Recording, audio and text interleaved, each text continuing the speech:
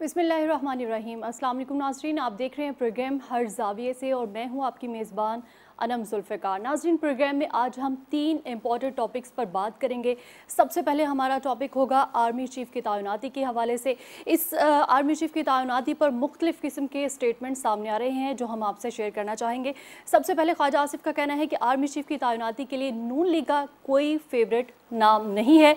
18 या 19 नवंबर के बाद ही आर्मी चीफ़ की तैनाती के हवाले से मुशावरत होगी। जबकि इसी पर वज़ीर ख़ारजा बिलावल भुट्टो का कहना यह है कि सड़कों पर सियासी तमाशे चल रहे हैं, अहम तैनाती पर गैर ज़रूरी सियासत की जा रही है, मुल्क में मार्शल लॉ का कोई ख़तरा नहीं है और साथ ही साथ उनका ये भी कहना था कि लड़ने के बजाय इंतखाबात में हिस्सा लेंगे। तो दूसरी ही जानिब चेयरमैन तहरीक इंसाफ इमरान खान का इस पर कहना यह है कि नवाज शरीफ आर्मी चीफ लगाएगा तो कहेगा कि पहले मेरे केसेस ख़त्म कराओ, और साथ ही साथ उनका ये भी कहना था कि आर्मी चीफ कोई भी हो मुझे उससे मसला नहीं। पहला टॉपिक हमारा ये था और दूसरा टॉपिक हमारे पास ये है कि शहीद अरशद शरीफ कत्ल केस के हवाले से हम तफसीलन बात करेंगे और इसके अलावा सैलाब मुतासरीन की बात करेंगे जो कि अंदरून सिंध में लाखों मुतासरीन घर बार से दूर ज़िंदगी गुजारने पर मजबूर है, ना इलाज करवा सकते हैं और ना ही उनके पास सर पर छत है, ना तन पर पहनने के लिए कपड़े हैं। इस हवाले से भी बात करेंगे। हमारे साथ प्रोग्राम में मौजूद हैं हमारे सीनियर एनालिस्ट। सबसे पहले मैं आपको उनका तारुफ करवा दूं। हमारे साथ प्रोग्राम में मौजूद होंगे सीनियर तज्ज़ियाकार सजाद मीर साहब, सीनियर तज्ज़ियाकार ज़ैगम खान साहब, इसके साथ ही ताहिर मलिक साहब और एसआर राना साहब। सबसे पहले मैं बात करना चाहूँगी सीनियर तज्ज़ियाकार सजाद मीर साहब से। सजाद मीर साहब, अस्सलाम वालेकुम। सबसे पहले मैं आपसे पूछना चाहूँगी कि आर्मी चीफ़ की तैनाती जो है वो एक इंतहाई अहम मामला है, लेकिन इस अहम मामले पर सियासत चमकाना दुरुस्त है क्या?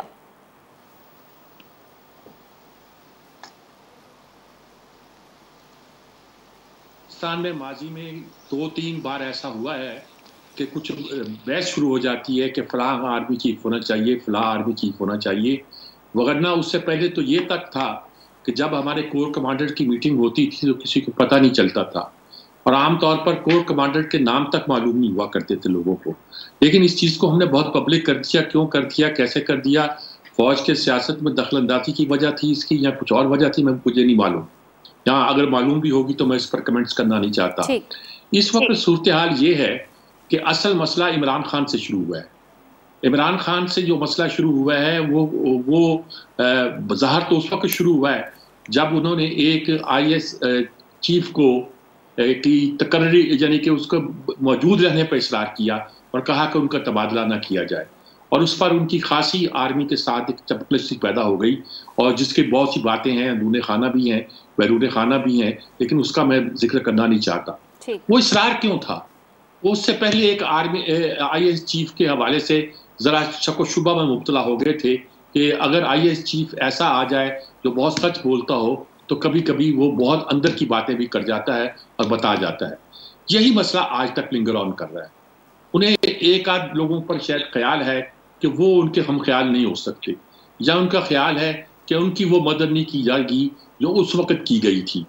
लेकिन उनको शायद ये अंदाज़ा नहीं है कि किसी अदारे का सरबराह, चाहे IAS हो चाहे कोई और हो, या आर्मी चीफ जो भी होगा वो अपने अदारे से लायल होता है। नवाज शरीफ ने कितने चीफ मुकर्रर किए, और जिससे आप कहते हैं अगर फैज़ पाने की बात है तो किससे फैज़ पाया? कोई नाम बता देना। मुशर्रफ को वही लेकर आए थे। मुशर्रफ के बाद भी जो उन्होंने मुंतखब किए, किन्होंने अगर माफ कीजिएगा ये कहना है कि वफा की, तो किसने वफा की? सब अपने अदारे से लायल थे, होना चाहिए।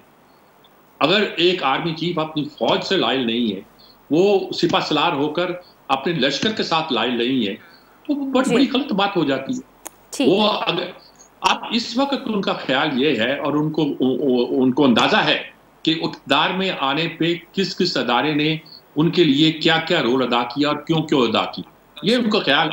और उसके हो सकता है कुछ अदारों ने बहुत इस ख्याल से के साथ कि पाकिस्तान को एक सही रास्ते पर डाला जाए कुछ बातें सोची हों और जल्दी उन्हें अंदाजा हो गया है कि वो गलत सोच रहे हैं, और इसी अंदाजे से, इसी डर से, इसी खौफ से वो बैठे हुए हैं कि कोई ऐसा आर्मी चीफ ना आ जाए जो उनके लिए मुश्किल पैदा हो।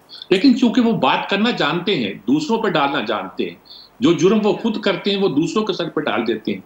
ये उनको आर्ट, कमाल का आर्ट है उनका। तो वो ये नहीं कह रहे, वो कहते हैं कि नवाज शरीफ आएगा तो वो आके अपनी मर्जी का आर्मी चीफ लगाएगा जिससे उसने अपने फायदे लेने होते।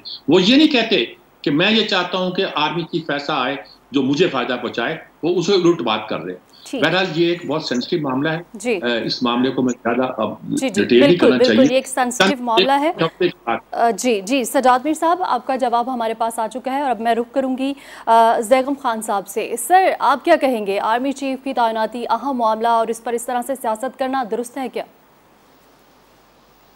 सजाद मीर साहब की गुफ्तगू का जो एक बहुत ही अहम नुक्ता है और मैं उससे पूरा इत्तफाक करता हूँ, वो ये है कि इस अपॉइंटमेंट पर सियासत करना एक इंतहाई बेसूद काम है। वो इसलिए बेसूद काम है कि आप किसी को सड़क से उठाकर तो chief of the army staff बना नहीं सकते। खुद आर्मी चंद नाम भेजती है अपने सीनियर तरीन लोगों के, उसमें से एक वजीर आजम पिक करता है, यानी वजीर आजम उन्हीं में से ज्यादा सीनियर या कम सीनियर उठा सकता है, लेकिन उसने जो इंतहाई सीनियर लेफ्टिनेंट जनरल्स जो कोर कमांडर रहे होते हैं उसके पैनल में से एक पिक करना होता है। ठीक। और वजीर आजम को बहुत ज्यादा मालूम नहीं होता कि उसमें से किस में इनमें दरमियान में क्या फर्क है। और हमारे नजदीक भी वो सब इक्वल होते हैं, बराबर होते हैं। आर्मी चीफ बनने के बाद उनकी सलाहियतें ज्यादा हमारे सामने आती हैं। ऐसी बातें जिन पर हम तनकीद करते हैं कि ऐसी बातें हम इन पर तारीफ करते हैं। जी। अब सवाल ये है कि जब ये इतनी वाज़ेह बात है और इतने सबक पाकिस्तान के मुख्तलिफ वज़ीर आज़म सीख चुके हैं, तो फिर इमरान खान वो सबक सीखने को तैयार क्यों नहीं है? मेरा ख्याल ये है कि इमरान खान साहब, उनका जो एजेंडा है वो ये है कि किसी न किसी तरह से हाइब्रिड सिस्टम को वापस लाया जाए। जबकि दूसरे सियासतदानों ने, दूसरे साबिक वज़राए आज़म ने, दूसरी पार्टियों ने यह सबक सीखा है कि फ़ौज से ये गुजारिश की जाए कि वो सियासत में कम से कम अमल दखल रखें, वो अपने आइनी रोल तक महदूद रहें। इमरान खान साहब का सबक ये है कि फ़ौज वापस आए लेकिन उनकी साइड पर आए, और उनका पूरा बयानिया ये रहा है कि किसी को न्यूट्रल रहने का हक नहीं है, फ़ौज को न्यूट्रल रहने का हक नहीं है, क्योंकि हक को बातिल की जंग है और सबका ये फ़र्ज़ है कि उनके साथ खड़े हों, क्योंकि उनके सिवा सब दूसरे चोर हैं। और वो उसी तरह की सपोर्ट फ़ौज से चाहते हैं जिस तरह की सपोर्ट उनको 4 साल तक मिलती रही, जिस तरह की सपोर्ट उन्हें 2018 के इलेक्शन में मिली, और जिस तरह की सपोर्ट उनको 2014 से 2018 के दरमियान मिली। लेकिन मेरा ख्याल है पुलों के नीचे से बहुत पानी बह चुका है। अब ये बहुत ही मुश्किल है कि उनको दोबारा उस तरह की सपोर्ट मिले, क्योंकि इस्टेब्लिशमेंट भी अपना सबक सीख चुकी है कि ये जो 1 पेज का हाइब्रिड सिस्टम का तजर्बा था, ये एक नाकाम तजर्बा था। और फ़ौज इस रात पे इसरार कर रही है कि अब हम पीछे हटना चाहते हैं, अब हम न्यूट्रल होना चाहते हैं, अब हम आपके खेलों में मुलव्वस नहीं होना चाहते। तो मेरे ख्याल में ये मुनासिब होगा कि इस बात का इमरान खान साहब भी एहतराम करें, दूसरे लोग भी एहतराम करें। नवाज शरीफ ने तो ताइनाती नहीं करनी, ताइनाती तो उसने करनी है जिसको पाकिस्तान के आईन ने इख्तियार दिया है और जिसको उस आर्मी एक्ट ने इख्तियार दिया है जिसे तरामीम करके खुद इमरान खान की हुकूमत ने पास किया था। जी बिल्कुल, सबको एहतराम करना चाहिए। सर, आपका जवाब भी हमारे पास आ चुका है और अब मैं रुख करूंगी ताहिर मलिक साहब के पास। ताहिर मलिक साहब, आर्मी चीफ तैनाती का अहम मामला है ये और इस पर मुख्तलिफ किस्म की स्टेटमेंट सामने आ रही है। इस मामले पर सियासत करना दुरुस्त है, क्या राय है आपकी? देखिए, मेरे ख्याल से अहम तो है, लेकिन इतना भी अहम नहीं जितना बना दिया गया है। पाकिस्तान की तारीख में जितनी मेरी उम्र है, 90 की दिहाई में जिस रोज आर्मी चीफ की तैनाती होती थी, ISPR की खबर छपती थी और वो जो आर्मी चीफ बनते थे उनका प्रोफाइल शेयर होता था। ये अपनी नौयत का अनोखा और गैर मामूली वाक़या है कि हम 6 महीने से ये गर्दान के नवंबर की अहमत कर रही है। नवंबर के बाद क्या होगा, दिसंबर होगा या जनवरी होगा। 3.5 करोड़ लोग सैलाब में डूबे हुए हैं, उनकी फसलें खड़ी तबाह हुई, घर उनको नुकसान पहुंचा, और हमारे लिए सबसे माशी सूरत हाल हमारे सामने। जो बात सजाद मीर साहब कह रहे थे कि आर्मी चीफ को अपने इदारे से लॉयल होना चाहिए, यकीनन कौन ये कहेगा, गद्दार ही कहेगा कि लॉयल नहीं होना चाहिए, लेकिन आइन कानून से भी लॉयल होना चाहिए। दूसरी बात ये है कि जो ज़ैगम खान साहब कह रहे हैं कि सिर्फ इमरान खान साहब उन्हें धकेल रहे हैं, बाकी जमातें भी इस वक्त इस्टेब्लिशमेंट के पीछे छुप के सियासत कर रही। वोट को इज्जत दो वाले नारे किधर गए? अब सिर्फ एक ही स्ट्रेटेजी है पीडीएम के पास कि हमारे साथ ये ताकतवर फरीक हमारे साथ है, तो इसका मुकाबला हम इमरान खान साहब के साथ कर सकते हैं। और हमारे पास क्या शवाहिद है कि अब आर्मी जो है वो सियासत से पीछे हट गई। अगर मैं इतनी बड़ी स्टेटमेंट दे रहा हूँ तो मेरे पास इसके पास कोई शवाहिद होने चाहिए ना। हाइब्रिड मॉडल पूरी तरह बरकरार है। सियासतदान जितने भी हैं, अब ये मैटर ही नहीं करता कि आप किस पार्टी को वोट दे रहे हैं। अगर आजम नजीर तारड़ साहब से इस्तीफा लिया जा सकता है, मुस्तफा नवाज खोखर साहब से इस्तीफा लिया जा सकता है, मोहतरमा शीरी मजारी को डांट डिपट हो सकती है, तो हर सियासी पार्टी जो है वो इस पैराए पे ईमान लाई हुई है कि हाइब्रिड मॉडल बरकरार रहेगा। हाँ, ये है कि हम बहैसियत किराएदार इस मॉडल के अंदर फिट होते हैं या नहीं होते। तो लिहाजा ये जो है उनका रोल कैसे कम होगा? उनका रोल ऐसे कम होगा जब सिविलियन कैपेसिटी बढ़ेगी, जब सियासी जमातें निचली सतह तक ऑर्गेनाइज होंगी, जब लंदन के ड्राइंग रूमों में फैसले नहीं होंगे, और जब ये है कि सिर्फ पॉपुलिज्म की बेस पे आप लोगों को अपनी फैन फॉलोइंग और कल्ट फॉलोइंग के जरिए नहीं करेंगे, बल्कि इस मुल्क के आम आदमी को, मजदूर को, किसान को, तालिब इल्म को उसके राइट्स देंगे। उसके लिए मेहनत करनी पड़ती है और जीने के लिए मरना पड़ता है, लेकिन उसके लिए कोई तैयार नहीं है, कंफर्ट जोन से निकलने के लिए तैयार नहीं है। लिहाजा ये अफसोसनाक अमर है कि अब जो बातें हो रही हैं, क्यों नहीं ये सारे सियासतदान, इमरान खान साहब का असूली मौक़िफ़ ये होना चाहिए कि सब सीनियर मोस्ट आर्मी चीफ हो जाएं, और हुकूमत भी जो है उसको ये फैसला कर लीजिए। अगर चीफ जस्टिस ऑफ पाकिस्तान, क्या अदलिया के चीफ जस्टिस भी है, ओहदा नहीं होता? अगर हमें आइंदा 5 सालों का पता है कि नेक्स्ट चीफ जस्टिस कौन होंगे, तो हम इंडिया की तरह सीनियरिटी की बुनियाद पे ये क्यों नहीं तय कर लेते? इस पे हुकूमत और तहरीक इंसाफ के सरबराह अपोजिशन, इन सबको एक नई रवायत कायम करनी चाहिए। जी बिल्कुल, ठीक है। ताहिर मलिक साहब, आपका भी जवाब हमारे पास आ चुका है और अब मैं रुख करूंगी एसआर राना साहब के पास। एसआर राना साहब, आपकी क्या राय है इस मामले पर? देखिए, मुझे एक बात जरा समझाएं कि ये चीफ जस्टिस की तैनाती हो, चीफ इलेक्शन कमिश्नर की तैनाती हो, आर्मी चीफ की, सियासी जमातों के पेट में दर्द क्यों उठता है? चोर की दाढ़ी में तिनके वाली बात है। इनको खौफ किस चीज का होता है कि हमारी तरह का, हमारी मर्जी का बंदा, हमारे जैसा बंदा आ जाए, हमारी रिकमेंडेशन से? आपको अगर मुल्क चलाना है और मेरिट पे चलाना है तो आपको किस चीज का खौफ है? आप किस बात से डर रहे हैं? आपके अंदर पेट में दर्द क्यों उठता है कि जनाब ये बंदा नहीं हो तो ये हो, ये? यानी आपको पहले से मुस्तकबिल आप प्लान कर रहे होते हैं कि हमें आगे जाके जब हमने गड़बड़ करनी है या हमने कोई फायदा उठाना है तो हमारी मर्जी का वहां बंदा बैठा होना चाहिए। इनकी इस ख्वाहिश और इस गलीज ख्वाहिश ने क्या नतीजा निकाला कि इदारों के अंदर जो तैनातियां थी वो सारी आलूदा कर पूरी दुनिया में आर्मी चीफ जो है वो रखा जाता है। कहाँ पे इतना रोला पड़ता है? क्यों रोला पड़ता है? एक छोटा सा नोटिफिकेशन होता है, एक 4 सतरी खबर होती है, खत्म। लेकिन एक बंदा जो खुद मिन्नतें करके, तरले करके पाकिस्तान से बाहर जाता है, जिन लोगों के पैर दबा के बाहर जाता है, वो फैसला करेगा कि जी इस तरह का आर्मी चीफ हो। एक बंदा जो डिग्गियों में छुप छुप के जाता है और जाके पैर पकड़ता है, अब वो फैसला करेगा कि आर्मी चीफ कैसा हो। एक बंदा जो उनकी मदद से 4.5 साल, 3.5 साल हुकूमत करता है, वो कहेगा कि मेरी मर्जी का बंदा हो। क्या कोई मजाक हो रहा है? ये कोई खेल है कि आप अपनी मर्जी का बंदा लेके आएंगे, आप अपनी ख्वाहिशों पे लेके आएंगे? तो भाई, हर इदारे का एक सिस्टम होता है। आर्मी के अंदर एक सिस्टम है, बिल्कुल, और उस सिस्टम के तहत जितने जनरल्स आते हैं, एक तवील मुशक्कत और रियाजत के बाद आते हैं। ऐसे थोड़ी है कोई बंदा रास्ते चलता हुआ आके बैठ गया। बिल्कुल भाई, ये सब रियाजत से आ रहे हैं और सारे प्रोफेशनल हैं, सारों के अंदर अल्लाह ने स्किल दी है, एक तरबियत के अमल से गुजरे। आप इसको भी कंट्रोवर्शियल कर देते हैं, जैसे कोई आप अपनी मर्जी का क्रिकेट का कप्तान लगा रहे हैं। लोगों, इदारों को काम करने दें, फिर आप कहते हैं इदारे हमारे मुदाखलत करते हैं। जब आप खुद कोशिश करते हैं कि आपकी मर्जी के बंदे आए जो वक्त पे आके आपको हाथ पकड़ के ऊपर खींच लें या मदद करें, तो फिर आप शिकायत किस बात की करते?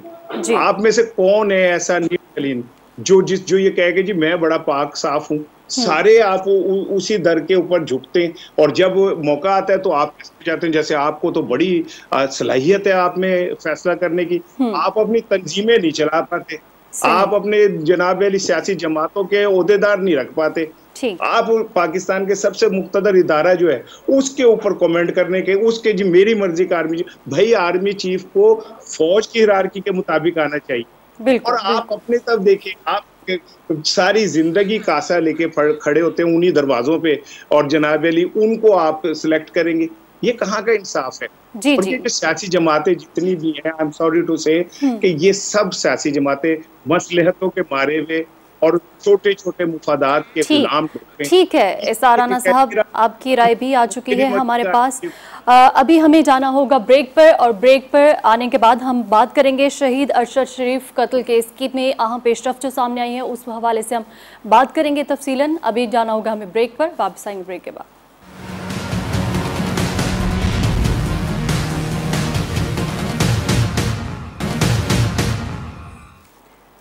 वेलकम बैक नाजरीन, और अब हम प्रोग्राम में बात करेंगे शहीद अरशद शरीफ कत्ल केस की। इस केस में क्या अहम पेशरफ सामने आई है उस हवाले से आपको बताते चले कि फैक्ट फाइंडिंग कमेटी ने फैसल वाबदा और मुराद सईद को FIA ने हेडक्वार्टर्स में तलब कर लिया गया है। FIA हेडक्वार्टर्स में तलब कर लिया गया है, जबकि दोनों अफराद ने दावा किया था कि वो अरशद शरीफ को लाहक खतरात से आगाह थे। इस हवाले से हम अपने सीनियर एनालिस्ट से बात करेंगे। सबसे पहले मैं रुख करूंगी ज़ैगम खान साहब का। ज़ैगम खान साहब, शहीद अरशद शरीफ कत्ल केस और क्या इस वाक़े को सियासी रंग देने की कोशिश की जा रही है, क्या ख्याल है आपका?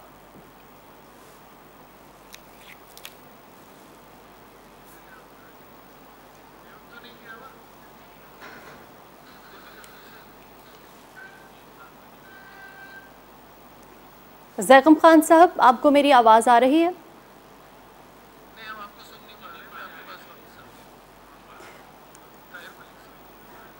ठीक है, ज़ैगम खान साहब की आवाज़ हमें नहीं आ रही, इनसे बाद में बात करेंगे। अब हम बात कर लेते हैं ताहिर मलिक साहब से। ताहिर मलिक साहब, शहीद अरशद शरीफ कत्ल केस और इसमें ये जो पेशरफ्त सामने आई है, क्या समझते हैं कि वाक़ियों को सियासी रंग देने की कोशिश की जा रही है? जी देखिए, बिल्कुल, जब भी कोई साफ़ी अगवा होता है या जान से हाथ धो बैठता है या बेरोज, तो उस साफ़ी की एक पोजीशन होती है, एक लाइन होती है, उनका एक नुक्ता नज़र होता है। तो जिन सियासी जमातों को वो सूट कर रहा होता है वो उसकी सपोर्ट करती हैं बड़ी शद्दोमर्द के साथ, और जो उस साफ़ी की साफत से एग्री नहीं करते वो उसके ऊपर खामोशी गार लेते, इग्नोर करते।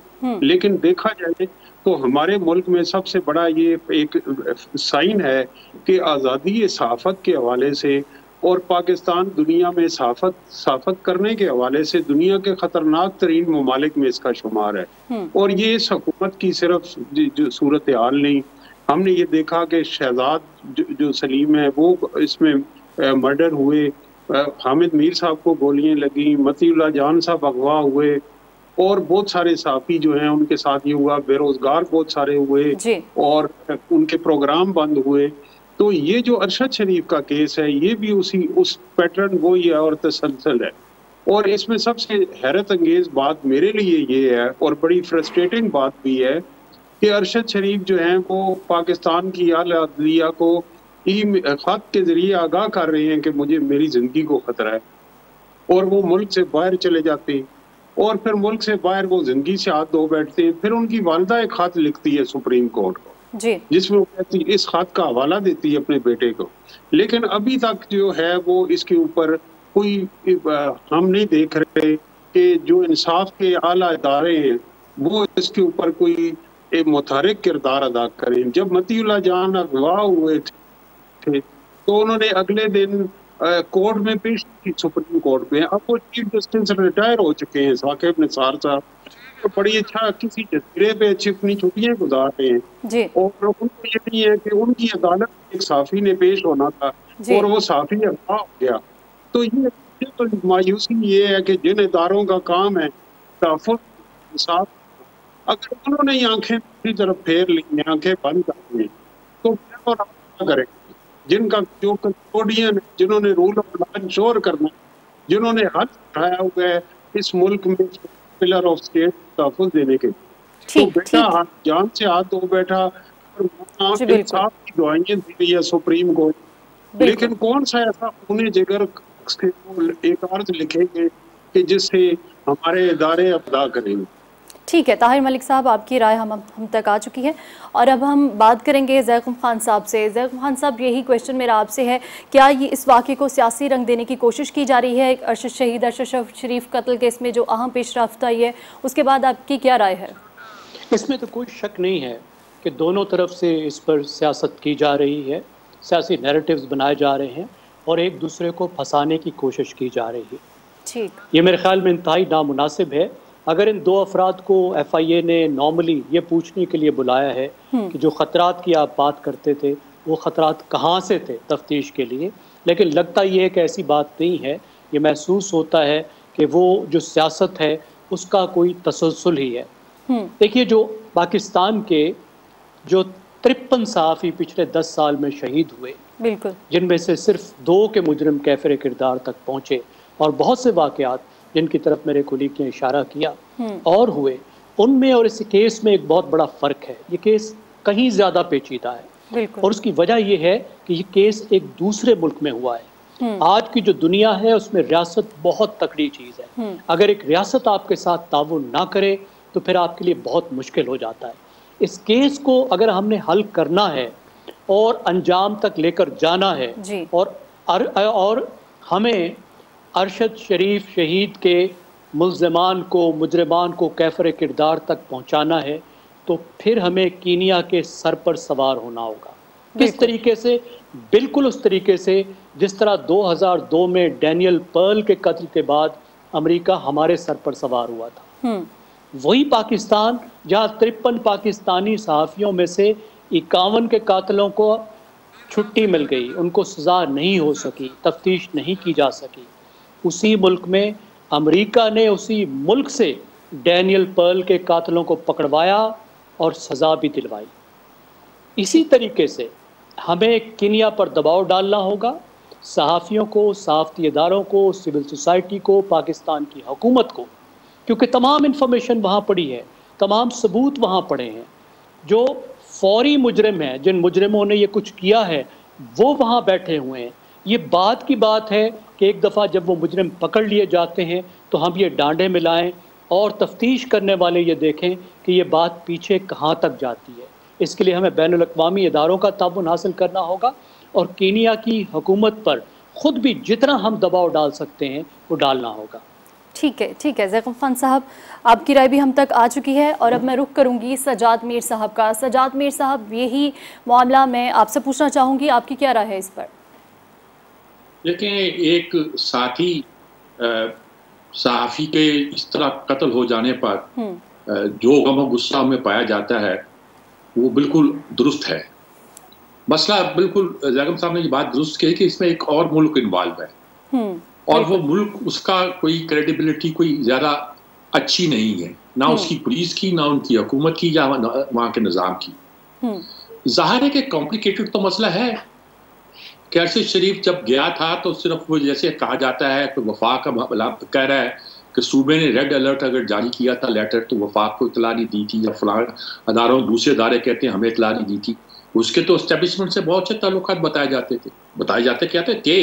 एस्टेब्लिशमेंट भी मानती है और खुद उनकी बातों से भी ज़ाहिर होता है कि वो मानते हैं। कोई ऐसी छुपी हुई बात नहीं है कि ये कोई इल्ज़ाम भी नहीं है।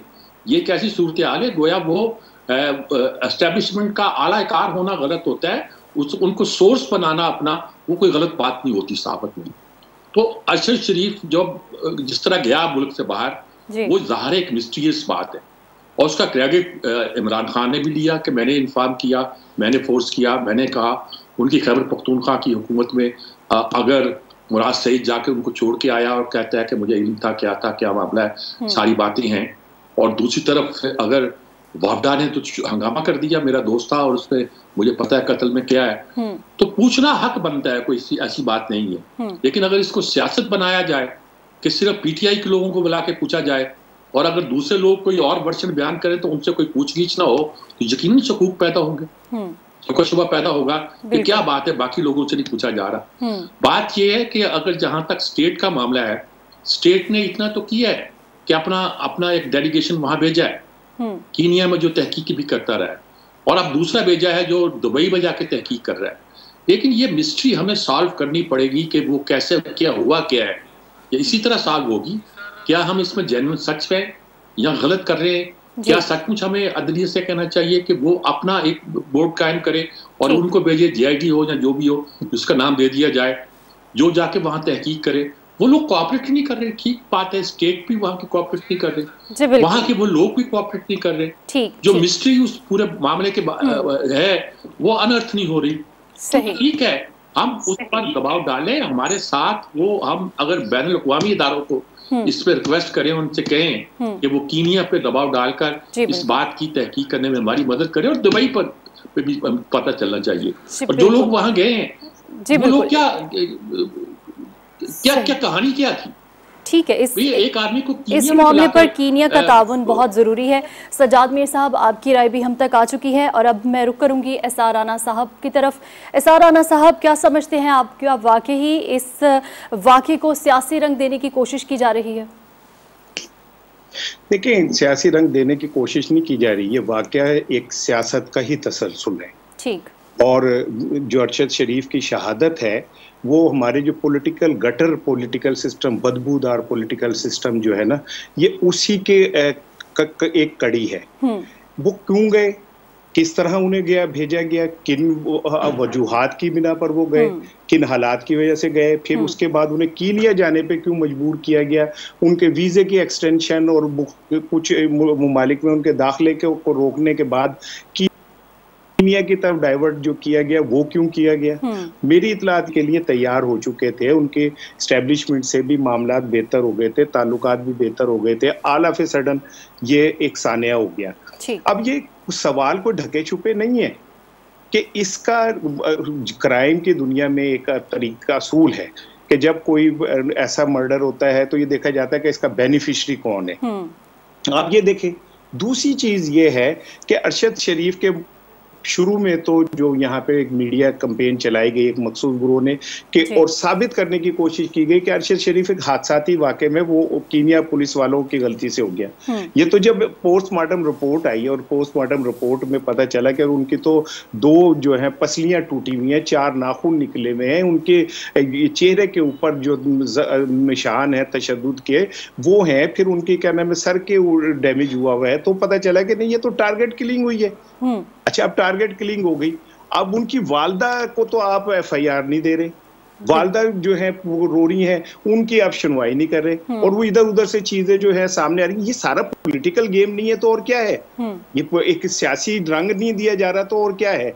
और मुझे एक बात बताएं, पाकिस्तान में जितना जुडिशरी पे प्रेशर है मैं नहीं समझता दुनिया में किसी और जगह, और अनफॉर्चुनेटली हम उस तरह रिस्पॉन्ड नहीं कर पा रहे चीजों को जिस तरह होनी चाहिए।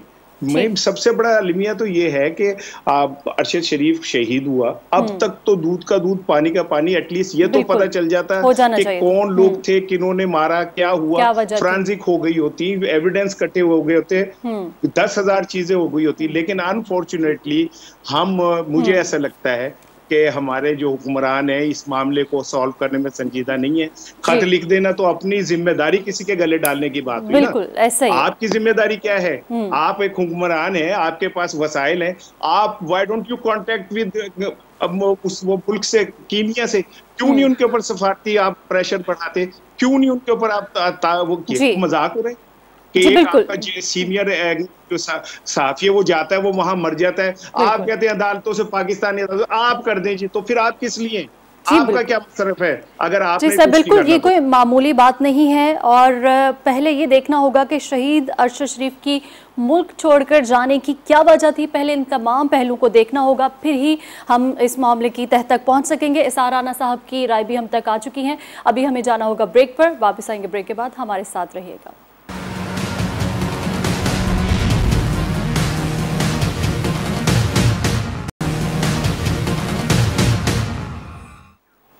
वेलकम बैक नाजरीन। और अब हम बात करेंगे सैलाब मुतासरीन की। अंदरूने सिंध में लाखों मुतासरीन घर बार से दूर ज़िंदगी गुजारने पर मजबूर है। न सर पर छत है, न पहनने के लिए कपड़े हैं और ना ही इलाज जैसी सहूलियत दरकार है।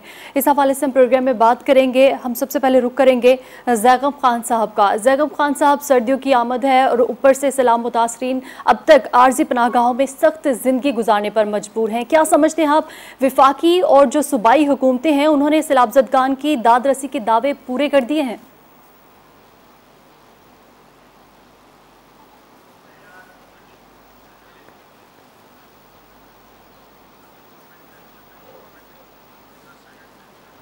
जी ज़ैगम खान सर, आपको आवाज आ रही है मेरी?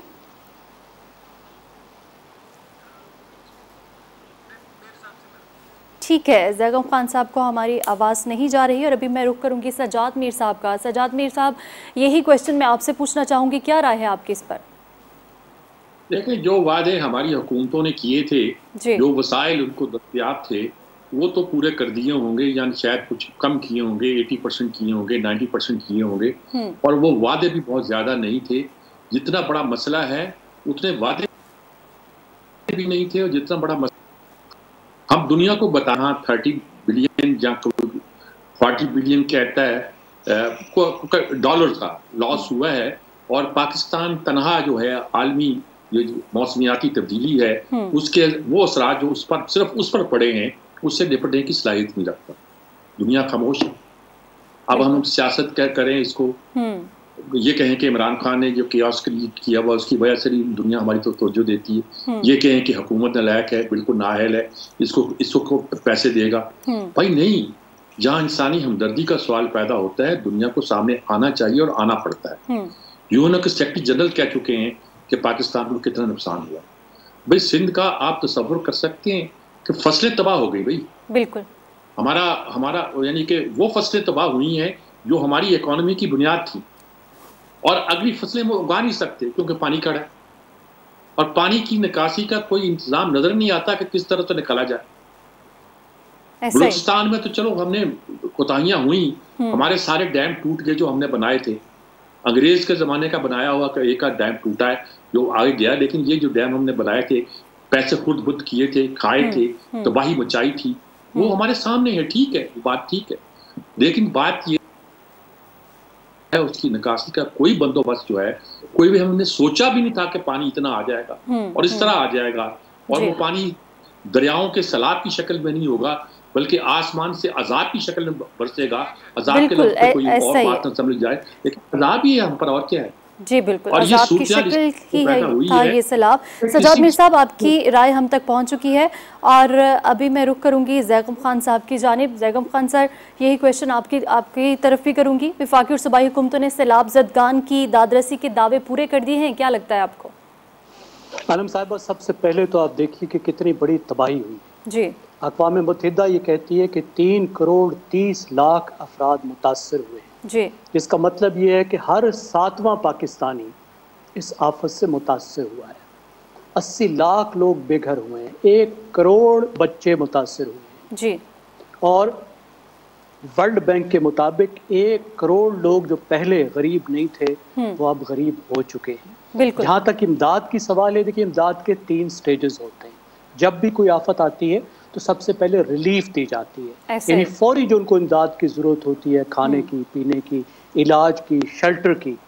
पहली स्टेज है कि उस पर नाकाम हुई हमारी हुकूमतें और हम। स्केल भी बहुत बड़ा था, इसमें कोई शक नहीं है, तबाही बहुत बड़ी थी, लेकिन हम भी नाकाम हुए इसमें। दूसरा लेवल होता है रिकवरी का, कि लोगों की मदद की जाए कि वो अपनी ज़िंदगियाँ बहाल कर सकें। उसमें भी हम नाकाम हो रहे हैं।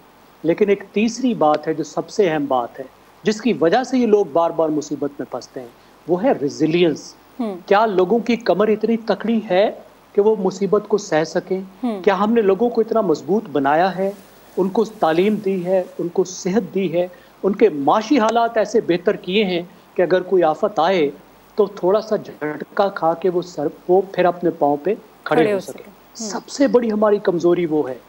और हमें सबसे पहले ये सोचना होगा कि अभी तो इन लोगों की मदद करें कि उनकी ज़िंदगी बहाल हो, रिकवरी में उनकी मदद करें जिसमें हुकूमत नाकाम हो रही है। क्योंकि किसी हुकूमत की तवज्जो मुल्क के गरीब तरीन लोगों पर नहीं होती। और जब भी आफत आती है तो सबसे बड़ी मुसीबत जो होती है वो गरीबों पर आती है, गरीब झेलते हैं। लेकिन जब तक हम उनमें रेजिलियंस पैदा नहीं करेंगे, उनको तकड़ा नहीं करेंगे, इस काबिल नहीं बनाएंगे कि जब कोई मुसीबत आए तो उसको सह सके, तो बार बार ऐसी तकलीफ आती रहेगी और लोग मज़ीद से मज़ीद गरीब होते रहेंगे और हुकूमतें नाकाम होती रहेंगी। जी बिल्कुल, ज़ैगम खान सर, आपकी भी राय हम तक पहुंच चुकी है और मैं रुक करूँगी ताहिर मलिक साहब की तरफ। ताहिर मलिक साहब, क्या कहेंगे इस पर आप? देखिए, ये बात सही है कि जितना बड़ा मैग्नीट्यूड था उस लिहाज से हुकूमत के लिए मुश्किल है, लेकिन हमें जो आदमी तवज्जो है और उसमें वो तवज्जो हमें उस तरह नहीं मिल रही। एक तो ये है कि दुनिया की जो मईशत है वो कोविड असर रही है, रिसेशन से जनरेट हुआ है। दूसरी यूक्रेन वॉर, यूक्रेन की मदद वेस्ट जो है उसमें ज्यादा इंटरेस्टेड है बजाय सैलाब मुतासरीन की। अब ये है कि जो 1 करोड़ बच्चे हैं, और इस अभी एक रिपोर्ट मेरी नजर से गुजरी है कि 4100 बच्चों ने सैलाब आने के बाद जन्म लिया। रियासत उन्हें में ले सकती है। हमको इतना गरीब मुल्क नहीं है। आप देखें कि इमरान खान साहब के टेलीथॉन में जो पैसे जमा होंगे, हम तो बड़े खुश हुए कि अरबों खरबों जमा हो गए, लेकिन उसकी रोज बैलेंस चाहिए कि जो होते थे आज इतने अकाउंट में आ गए, आज इतने आ गए। इसी तरह ने अच्छा काम किया, नज़ीर इनकम सपोर्ट प्रोग्राम को पहली किस्त मिल गई, लेकिन सबसे बात ये है कि फोकस हट गया। मीडिया ये इश्यूज वो है, मीडिया वो 3.5 करोड़ जो आज सैलाब में डूबे हुए हैं, हमारी साथ के लिए और हमारी सियासत के लिए वो खबर नीचे करी गई है। मैं तो आपको सलाम पेश करता हूँ कि आप इसके ऊपर किया। तो एलीट मराज जो प्लाट की बंदरबांट है, जो कर्जे माफ कराने हैं और जो लग्जरी लाइफस्टाइल है एलीट का, उसमें कहीं आपको कमी दिखाई दे तो मुझे बताइए। जो नई हाउसिंग सोसाइटियां बन रही हैं, क्यों नहीं हम उन पे टैक्स लगाते कि सैलाब मुतासरीन को जाए? जो यहाँ पे उमरा के इस्तेमाल की चीजें, उन पे क्यों टैक्स नहीं लगाते? जो इतनी करोड़ों की शादियां हो रही हैं लेविशली, उन पे क्यों टैक्स नहीं लगाते? तो जिस हिस्से में सैलाब नहीं आया, उन अमीरों से, सरमायादारों से, जागीरदारों से टैक्स लेके उन गरीबों में कौन देगा? रियासत बेबस है, एलीट की अपनी लड़ाइयां और सैलाब में डूबे लोगों का कोई पुरसाने हाल नहीं। सैलाब में डूबे लोगों का कोई पुरसाने हाल नहीं है। ताहिर मलिक साहब, आपकी राय भी हम तक पहुंच चुकी है और मैं रुक करूंगी एसआर राना साहब का। एसआर राना साहब, विफाकी और सूबाई हुकूमतों ने सैलाब ज़दगान की दादरसी के दावे पूरे कर दिए हैं, क्या लगता है आपको? देखिए, मैं आपको एक बात बताऊं जी, ये जो लोग इस वक्त बेसरो समानी के आलम में हैं, छत उनके पास नहीं है, मौसम बदल रहा है, उन्हें बेशुमार बीमारियों का सामना है, गंदा पानी पीने को मिल रहा है। ये सारी चीजें इसलिए हैं कि जो इनके ऊपर बैठे हुए लोग हैं ना, जो खुद को अवामी खिदमतगार कहते हैं, इन लोगों का कहीं दूर दूर तक इन लोगों से कोई ताल्लुक नहीं है। इन हुक्मरानों को एक दिन ना, सिर्फ एक दिन पकड़ के उन झुग्गियों में ले जाके बिठा दिया जाए ना 2 घंटे के लिए, तो इन्हें पता चले कि इंसानियत वहां कैसे रो रही है, कैसे सिसक रही है। सिंध के वडेरे हुक्मरान अपने आप को जो कहते हैं भुट्टो जिंदा है, वो कभी ये नहीं देख रहे कि भुट्टो की आवाम जो है वो किस तरह मर रही है। आप वडेरों के घरों के अंदर इमदादी सामान जो है वो रख दिए जाते हैं और वो अपने पास रख लेते हैं कीमती सामान, और फिर वो कहते हैं कि हम खुदाई खिदमतगार हैं। केपी के अंदरून पंजाब में, बलूचिस्तान के अंदर ये मुझे आप बताएं कि जो पाकिस्तान को आने वाले दिनों में ग़ज़ाई किल्लत का सामना करना पड़ सकता है, क्योंकि फसल नहीं होगी तो ये लोग तो बेचारे मर ही रहे हैं।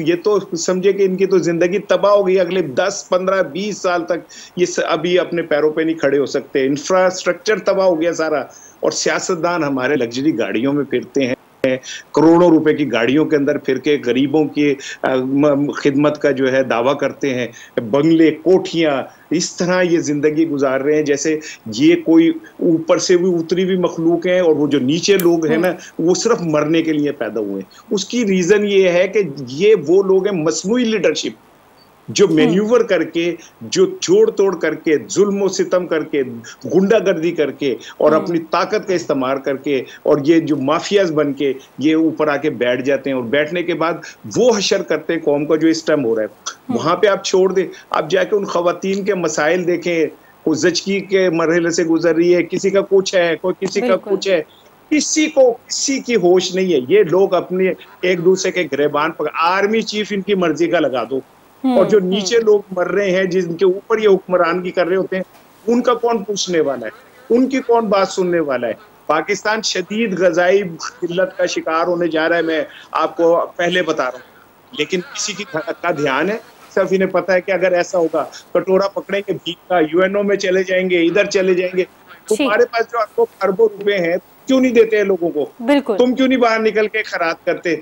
बाहर जाके कहते हो अल्लाह के नाम पे इन गरीबों के लिए कुछ दे दो, तो तुम्हारी जो खरबों की जायदादें हैं वो किस दिन काम आएंगे? वो सब तुमने नूच कर तोड़ कर कोई सूट के अपने पास रखी है। ठीक है, ठीक है इरशाद राना साहब, आपकी भी राय आ चुकी है हम पर। बिल्कुल, सलाम मुतासरीन की रिकवरी में मदद करनी चाहिए ताकि वो अपनी नॉर्मल ज़िंदगी की तरफ आ सके। विफाकी और सूबाई दोनों हुकूमतों की जिम्मेदारी है और उसके साथ साथ आम आदमी की भी जिम्मेदारी है कि जितना वो कर सकता है ताउन सलाम मुतासरीन के साथ करे। नाजरीन, प्रोग्राम का वक्त ख़त्म हो चुका है। सीनियर एनालिस्ट हमारे साथ मौजूद थे, बहुत शुक्रिया आप सबके कीमती वक्त का। हमें दीजिए इजाज़त, अल्लाह हाफिज़।